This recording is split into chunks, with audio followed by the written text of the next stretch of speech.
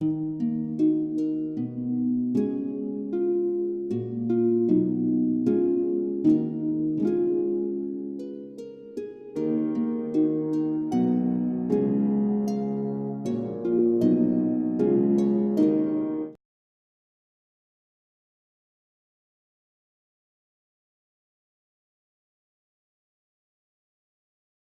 everyone, and welcome to episode 29 of reading Laymon's Brut.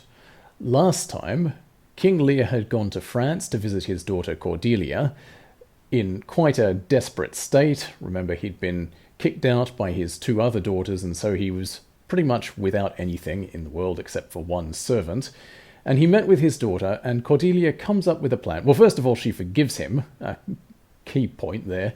She forgives him for the way that he had mistreated her before, and then she comes up with a plan for him to not lose face in front of her husband, the King of France, Aganipus. Basically, she provides him with resources so that he can get everything he needs to appear like a dignified ruler, and then present himself to Aganipus as though he has come simply to visit his daughter and to inspect the territories of his son-in-law. So that's where we left off, and we pick up today at line 1805. Tha forthweren agan 40 dagene, then nom Lear the king his leuveste knichtes, and grete Ganipum, that was his leve athum, and seide him be his sond, that he come he was to his land, to speken with his dochter, there was him swithe døre. Aganipus was blithe, that Lear was kommen lithen, ferte him togenes mit alle his thines, and the quene Cordelia. Da have de Lear his wille, her kommen together, and ofte her kusten, her wenden to Burge, blisse was on hirde.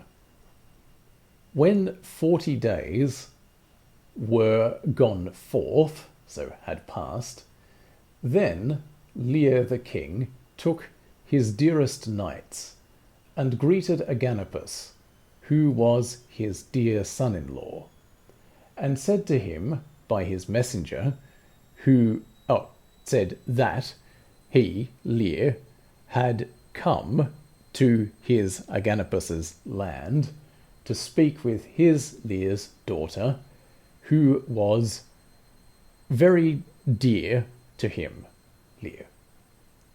Aganipus was blithe, he was happy that Lear had come.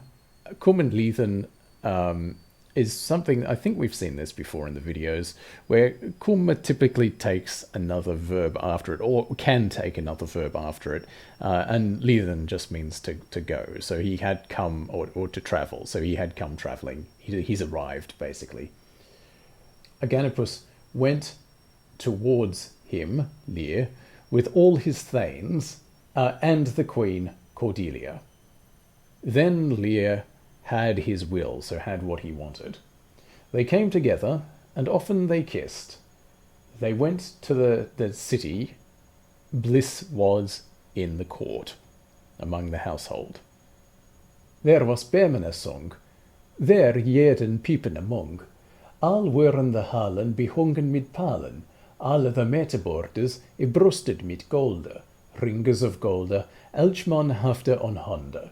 Mit fiddlen and mit harpen, hallethes their sungen, let the king gone awal, and lude klepien overall, and sighed that Lear kin komme was to London. Nu hateth Aganipus, there is the hechest over us, that ye Lear king alle worthe lithe, and shall burn your lavert in a viscera lurden, al swa fele jere, swa he wunien wulle here, and Aganipus our king shall burn his underling. There was the song of trumpets, there pipes went amidst, so went as well, played as well. The halls were all hung, or decked out, with fine cloth. All the meat boards, the food tables, were adorned, were covered with gold. Each man had on his hand rings of gold, and heroes, warriors, men sung there with fiddles and with harps. the king caused, and we would need to understand the object here. So he had warriors, or sorry, he had messengers, more likely. He had messengers or heralds go on the wall and call loudly overall. And the messenger said that King Lear had come to the land. Then we move into the direct speech of the messenger on the wall. Now Aganipus, who is the highest, or the ruler over us, commands that you all be gracious to King Lear. And King Lear shall be your lord in this land among these people, all as many years, so for just as many years as he wishes to dwell here. And Aganipus, our king, shall be his subject. Huaswa wulle liba alde das sibbe, and jef oman hit wulle breken, on fest hit bith I reken, and witte he alle his mon, that he here haldet on, da answerada, da ducheta, don way hit wullet, lude and stille, al des kinges wille. Torthot al that ulke year, her duten al thus there, mit muchelere sibbe, mit muchelere sechte, da this year was agone, da would Lear king fare ham, to this a londe leathen, and yerde this kinges leve.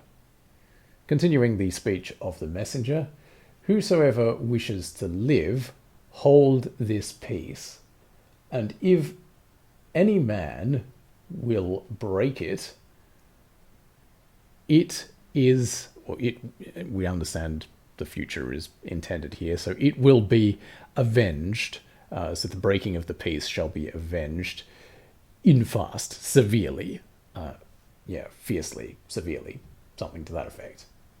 Now, this next line is a troublesome one that we don't actually know what to do with. So Frederick Madden notes that says that it's corrupt. Rosamund Allen notes that it's obscure, and so she provides a conjectural translation. Barron and Weinberg have a similar translation to Rosamund Allen's. I think we can generally get the gist of what it's saying. So, and he warned or reprimanded something to that effect. I mean, and so he reprimanded all his men that he holds here, holds in here. So basically, it's saying that, basically reinforcing that the king is instructing these people to behave themselves on pain of severe punishment. Then the host answered, the host or the household answered, "We will do it." Loudly and quietly. So everything, all the king's will. So we'll do it whether it's loud or quiet, whatever is required under all circumstances.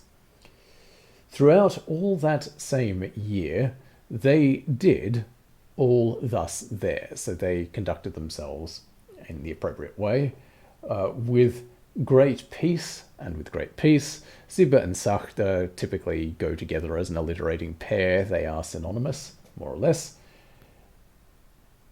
When this year was gone, then King Lear wished to go home, to this land, or to go to this land, namely Britain, and he requested this king's leave, so the leave of King Aganipus. The king, Aganipus, answerde him thus: "Neer shalt thou never wieder varen, but a muchelere verde, and ich they wulle lanen of mine lurdvolk, 500 shippes I fullet mit knichten, and all that herm behovet to haben on fore, and dine dochter Cordelia, da is disse landes quene, her shall mit muchelere verde varen mit they, and leathen to dan London, there du were lurdene king, and jef du micht eine finden, de they wulle agen stonden, beniemen dine richte en dine kineriche, though achliche vecht, and fell her to grunde, and I roam al that land, and set hit Cordelia on hond, that her hit al habbe after dine die. The king Aganopus answered him thus: You shall not ever go there without a great army, but I will I will give you 500 ships filled with knights of my people, so from among my subjects. So 500 ships filled with knights, and everything that behoves them, everything that they need to have in the journey. And your daughter Cordelia, who is this land's queen, she shall go with you with a great army, and go to the land, Britain, where you were king of the people.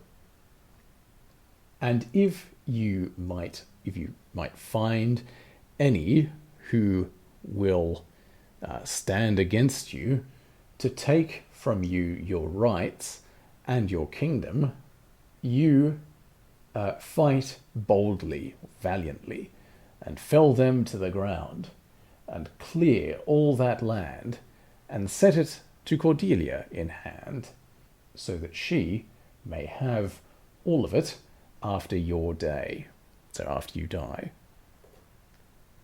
Thus woordde Aganipus, and Lear king dudde thus, and al he I rochte, swa his freund him tachte, to this London he kom lieden, mit Löwe his dochter.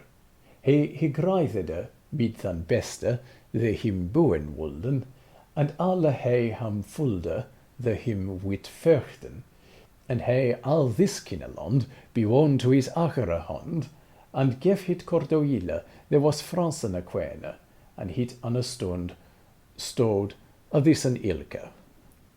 Aganopus said these words, and King Lear did thus, and he did all as his friend instructed him. He came travelling, he arrived at this land with his dear daughter. He made peace. Note, this word is ikreithen.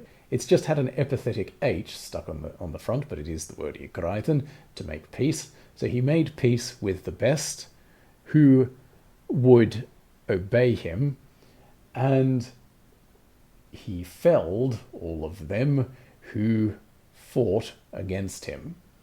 And he conquered all this kingdom, all this land, to his own hand. So he brought it into his own power and gave it to Cordelia, who was the queen of the French. And it stood in this same way for a time. It's carried on like this for a while. Lear king on Leurden 3 year leverde. There kom his ende die that the king dead lie. In a Leir chestre his dochter hine leide. In a Janies temple als war the book tellet.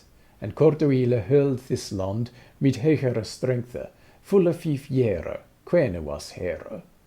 The huile Fransene king fire seethe makede, and Cordelia kom that word, that here was sie worden widower. King Lear lived for 3 years among the people. Then came his end day, his death, so that the king lay dead. His daughter laid him or buried him in Leicester, in the temple of Janus, just as the book tells. And Cordelia held this land with greater strength for a full 5 years. She was queen here. The while can mean until, and it probably has that sense here. So up until the time that the king of the French suffered misfortune, made a misfortune. This is a phrase we've seen before that means to die, essentially. So that the king of France died, And that word came to Cordelia that she had become a widow. And we'll leave it there for today. So as ever, thank you very much for watching. If you have any comments, questions, or suggestions or corrections, please don't hesitate to get in touch. I do apologize if I go off YouTube for extended periods of time and don't necessarily always get to respond to them, but I really do appreciate any comments that anyone chooses to make. So thank you very much for watching, all the best, and I'll see you next time.